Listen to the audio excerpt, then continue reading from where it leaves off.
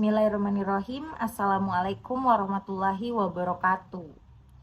Kembali lagi bersama saya Nurul Makfira dengan NIM 2205076050 dari Program Studi Pendidikan Bahasa dan Sastra Indonesia.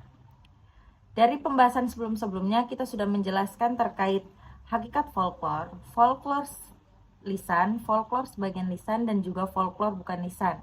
Nah, izinkan saya kali ini menjelaskan tentang hubungan folklore dengan kearifan lokal.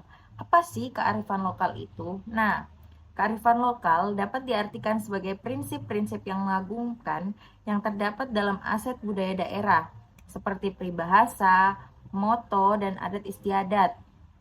Salah satu ciri khas dari kearifan lokal yaitu semboyan yang dari dalam budaya Batak, yaitu marsiadap ari atau saling mendukung dalam menyelesaikan suatu pekerjaan. Sedangkan dalam budaya Jawa yaitu alon-alon waton kelakon kebat keliwat, yang artinya biarlah pelan-pelan asal tujuan tercapai daripada terlalu cepat namun merugikan. Kearifan lokal dan folklore ini sangat erat kaitannya karena keduanya saling mempengaruhi dan terikat satu sama lain. Hubungan folklore dan kearifan lokal salah satunya itu komunikasi lisan dengan cara lain untuk mentransmisikan budaya, dan ini salah satu contoh hubungan folklore dan kearifan lokal.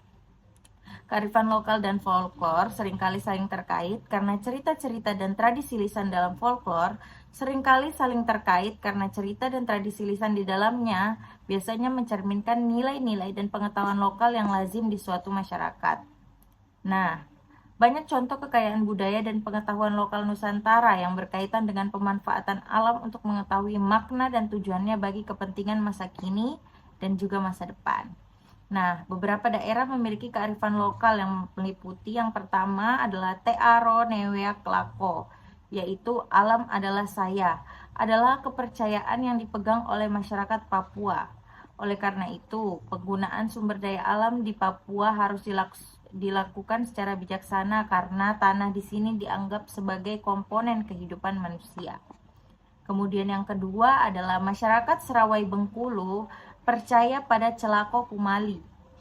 Kuatnya kepercayaan ini khususnya sistem nilai tabu dalam bertani dan kebiasaan menanam mewujudkan kelestarian lingkungan. Kemudian yang ketiga ada Tanah Ulen, merupakan bagian dari tradisi masyarakat Dayak Kenyah Kalimantan Timur. Masyarakat adat memiliki dan menguasai kawasan hutan. Hukum adat menjaga dan mengontrol pengelolaan lahan. Kemudian yang keempat adalah komunitas Undau Mau di Kalimantan Barat. Melalui klasifikasi dan pemanfaatan hutan, masyarakat ini menumbuhkan pemahaman lingkungan dan pengaturan tata ruang kota. Mereka menggunakan teknik pertanian yang sederhana dan ramah lingkungan.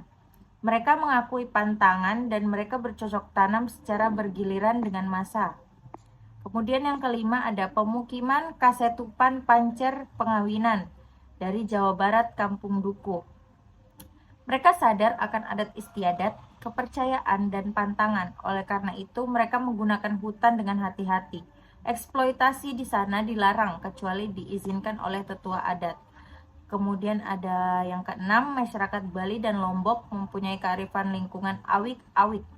Awik-awik adalah suatu produk hukum dari suatu organisasi tradisional di Bali yang umumnya dibuat secara musyawarah mufakat oleh seluruh anggotanya dan berfungsi sebagai pedoman bertingkah laku dari anggota organisasi yang bersangkutan. Kemudian ada yang ketujuh yaitu masyarakat Baduy mempunyai kearifan lingkungan yang mendasari mitigasi bencana di dalam bentuk pikuku atau ketentuan adat pokok, yaitu mengajarkan antara lain gunung temenung dilebur, lebak temenung dirusak, gunung tidak boleh dirusak, sumber air tidak boleh dirusak. Seluruh anggotanya berfungsi sebagai pedoman bertingkah laku dari anggota organisasi yang bersangkutan. Nah, dapat saya tarik kesimpulan, yaitu folklore merupakan salah satu tradisi yang hidup dalam keseharian masyarakat Indonesia. Masyarakat folklore adalah kebudayaan kolektif yang tersebar dan diwariskan secara turun-temurun dan menjadi bagian dari kebudayaan yang bersifat tradisional, tidak resmi, dan mencakup secara nasional. Folklore yang mengandung cerita, mitos, legenda, dan dongeng, dan bahkan berbagai hal yang menyangkut hidup dan kehidupan komunitas pemiliknya menjadi salah satu kekuatan budaya Indonesia. Nah, melalui folklore, kita dapat mengetahui tentang kearifan lokal atau local wisdom, sistem nilai pengetahuan tradisional atau local knowledge, sejarah, hukum, adat, pengobatan, sistem kepercayaan, religi, dan astrologi, serta berbagai hasil seni yang hidup di tengah-tengah masyarakat.